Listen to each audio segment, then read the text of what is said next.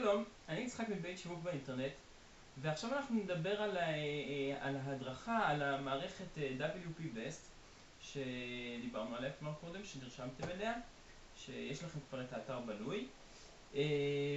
רק אני אתנצל מראש שכל סרטון שיהיה בהדרכה הזאת הוא יתחיל ויסתיים באותו דבר, כי אני אכניס את אותו סרטון גם בהתחלה וגם בסוף, אבל זה בסדר. אז בואו ניגש למחשב ונראה את ההדרכה. טוב, אז אנחנו שוב עם העיצוב של האתר, ומה זה תמונת כותרת? תמונת כותרת זה אולי הכי מה שנראה חשוב באתר, שזה בעצם יש לנו כרגע את התמונה הזאתי כרקע של האתר. איך אנחנו מחליפים את התמונה הזאתי? אז אנחנו עושים את זה פשוט בצורה מאוד פשוטה. יש לנו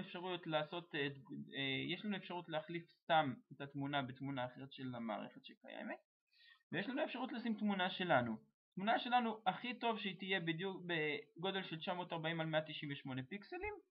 אם היא לא ככה, היא תהיה יותר גדולה או תהיה יותר קטנה, המערכת תבקש ממנו פשוט לחצות את התמונה איפה שהיא תהיה. המערכת פשוט תיתן אותו אופציה ואנחנו נגרור את התמונה ונחליט בדיוק מה אנחנו רוצים. אני לא אראה את זה פה, אבל אם אתם תעלו תמונה יותר גדולה אתם תבינו במה מדובר.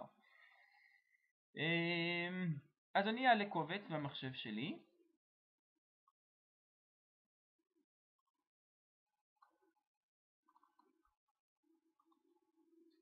עשיתי לעלות, המערכת חושבת קצת, חושבת, והנה התמונה עלתה, ועכשיו אני עושה לשמור שינויים.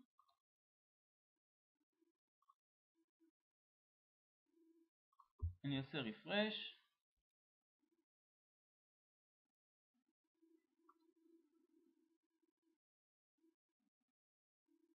והנה התמונה שלי עלתה, ועכשיו יש לי התמונה חדשה לעמוד.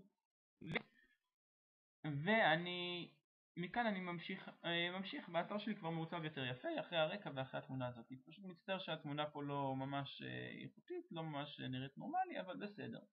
זאת התמונה ששמתי כרגע. ואחרי זה אני אראה, כמובן, ברגע שיהיו לי כמה תמונות, יש אפשרות לבחור אופציה אקראית, כמו כאן למשל, ואז מישהו נכנס, פעם הוא רואה תמונה כזאת, פעם הוא רואה תמונה כזאת. אופציה מעניינת, לא יודע אם היא תמיד הכי טובה. אז זה בינתיים, ונתראה בעזרת השם בסרטון הבא. להתראות בינתיים, שלום שלום.